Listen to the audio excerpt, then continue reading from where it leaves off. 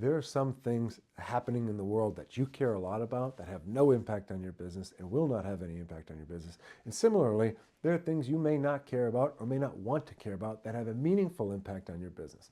Therefore, today's video, we want to talk about in 2025, what are 4 things that will impact the value of your business? What are 4 things that will not impact the value of your business? I'm Arthur Petropoulos, managing partner here at Hillview Partners. We're a middle market, lower middle market, M&A, capital advisory, investment banking firm.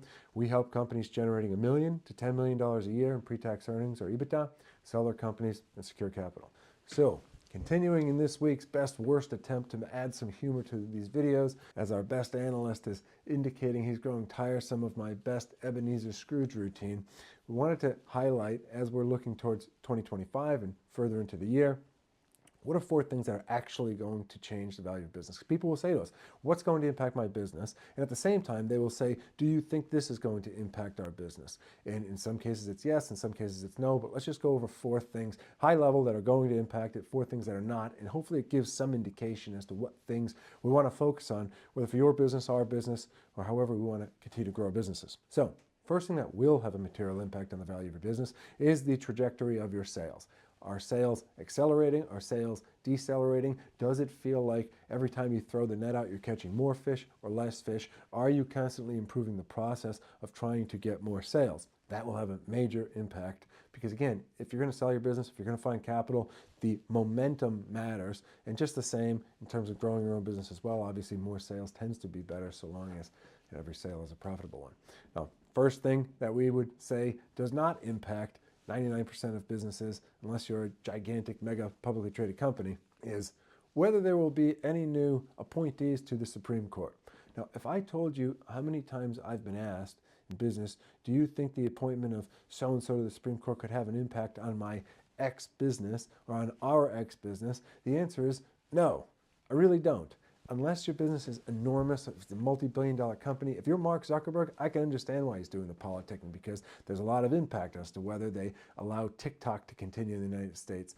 But for anybody who's generating $1 million to $10 million a year in business, unless it's in plutonium transferring or some sort of industry that's highly subject to government involvement or legislation, it's not going to have an impact. And although it may seem somewhat inflammatory and things we really need to keep eyes on, probably not that important as just doing more of the same good stuff for the business. Now, the second item that will have a material impact on your business is your profit margin. So for every dollar of sales, how much becomes profit and how does that change the operating leverage as the business continues to grow? As we've indicated in many of our videos, the gold standard of valuation for lower middle market companies is going to be some multiple of your EBITDA pre-tax earnings. There's obviously enhancing characteristics of a business, access capabilities that we really pound the drum on in a lot of our videos. But for the most part, the EBITDA is kind of where the dart first hits the board and then from which you try to move upward. Therefore, if you're making sales and you can extract more profit from those sales, that will have a material impact on the value of your company.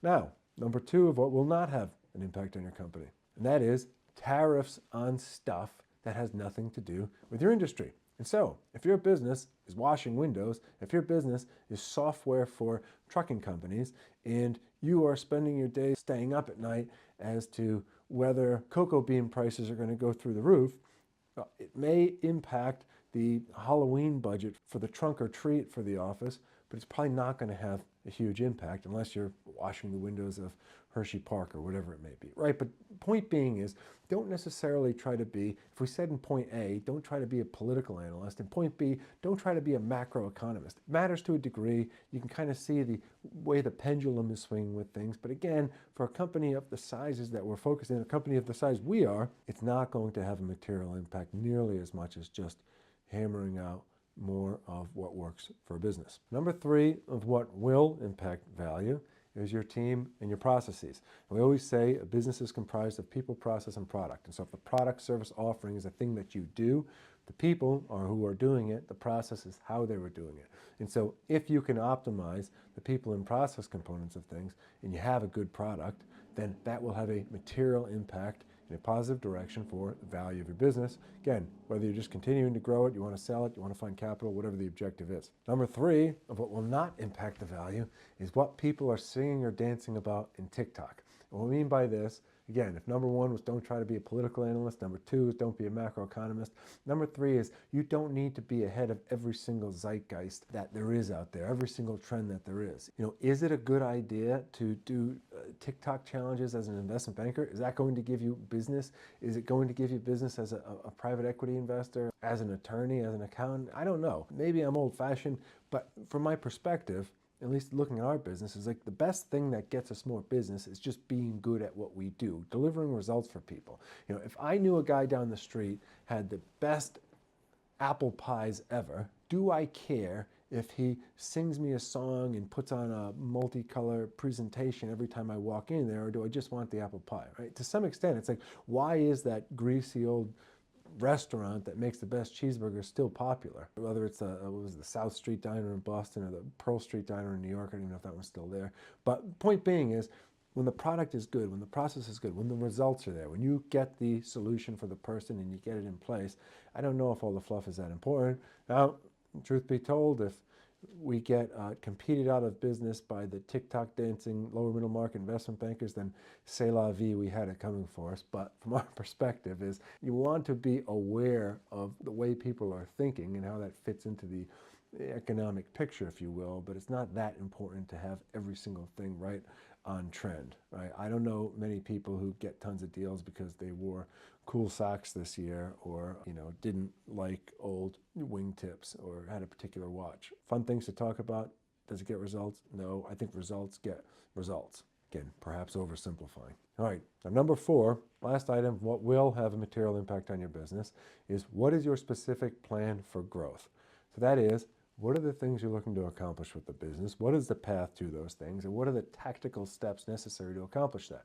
The more granular you can have that, the more it's purely risk of execution versus risk of ideation. So when I say ideation, it's like thinking of the thing you want to do. If you can have the thing that you want to do well defined, the steps that are necessary to take towards it, and there's a fairly good track record that when people do A, B happens, well then all of a sudden the risk is just, do you not mess up the process of getting it done?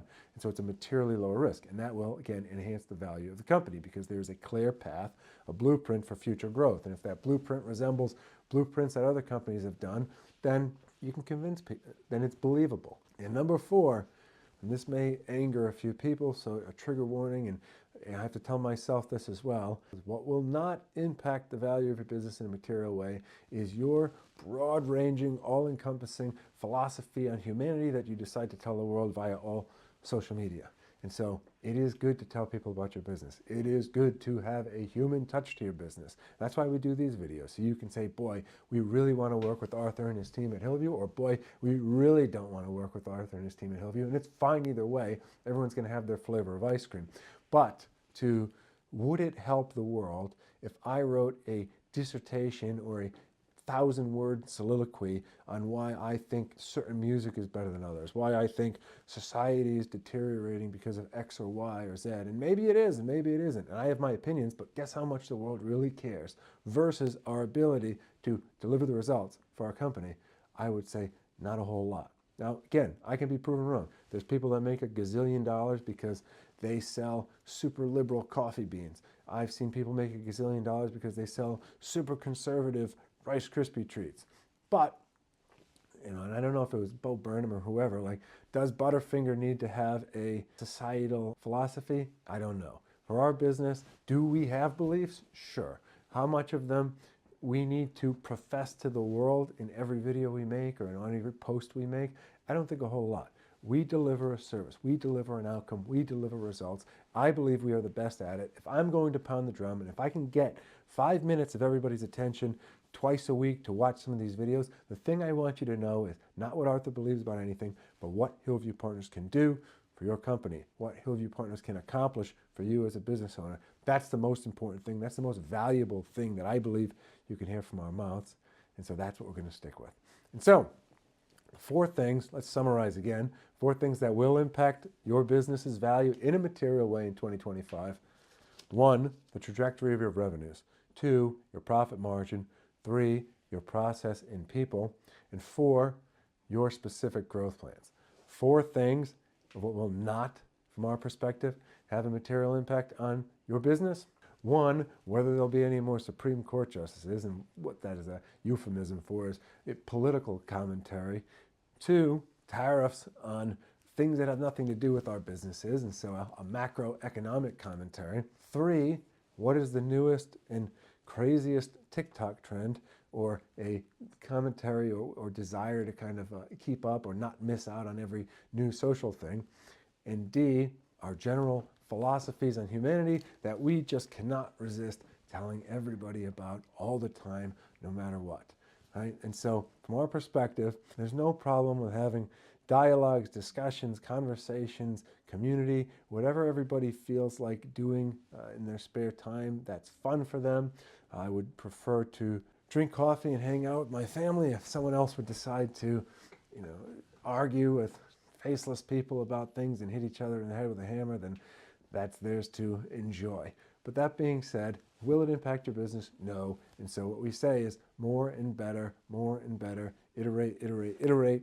And if the goal is to be the best at making ice cream, let's just keep making ice cream. So that's a thought for today. Hope the week continues to go well for everyone. Keep pushing forward. God bless. We'll see everyone next time.